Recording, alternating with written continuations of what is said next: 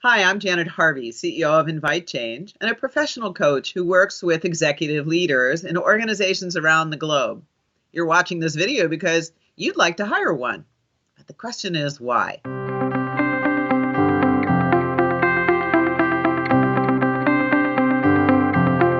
It's really important as you think about your leadership capacity in whatever state your business is at this point in time to examine what it is you want to develop in yourself, strengthen, make sure that you're well-rounded and ready for what's in front of you. One of your very best partners in this hiring process is going to be your chief human resource or chief people officer. Why? Because likely you've had that strategy discussion about what you think the leading lack of capability or the leading obstacles are to your organization being able to meet the challenge of the future.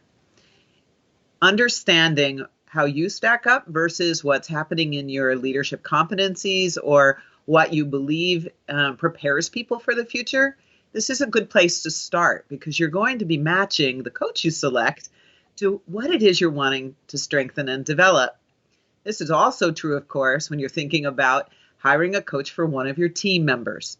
So first place to start is your chief human resource or people officer. The next place to start is to spend a little time on the web and put in an executive coach. Go search and listen to executive coaches who often do videos, who are writing articles on LinkedIn, who maybe have a column in Forbes.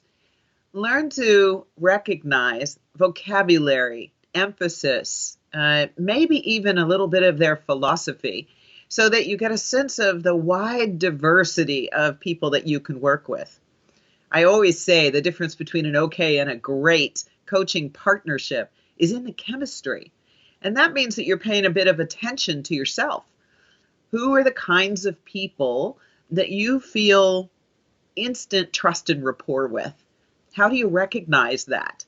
And begin to see, I want someone who has this background, or I want a certain age, or I want a certain gender, or maybe I want them from a particular country.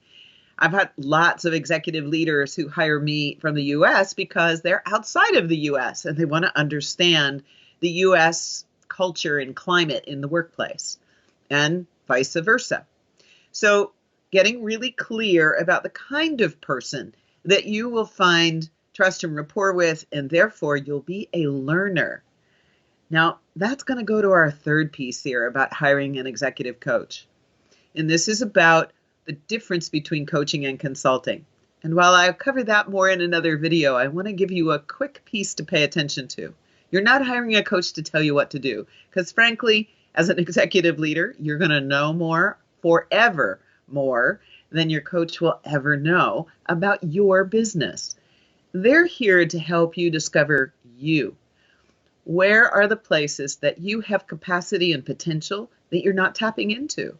What is it that's causing you to not choose to tap into that potential and capability? What are the things that you want to push through so that you'll take the risk and be more courageous with the way you deploy yourself in the workplace? These are the avenues that your partnership will explore. So it is, of course, professional. It's about raising the bar on your contribution to the organizational objectives, but it is also personal because coaching is working with the whole person. The more you are able to be vulnerable and allow yourself to be in curiosity about what holds you back, the faster you will strengthen those capabilities and deploy them in the workplace. That's the power of a coaching partnership. Now that you know how to go about hiring a coach, the next step will be how to select a coach. And we have another video here for you for that, as well as a download with some interview questions for that selection process.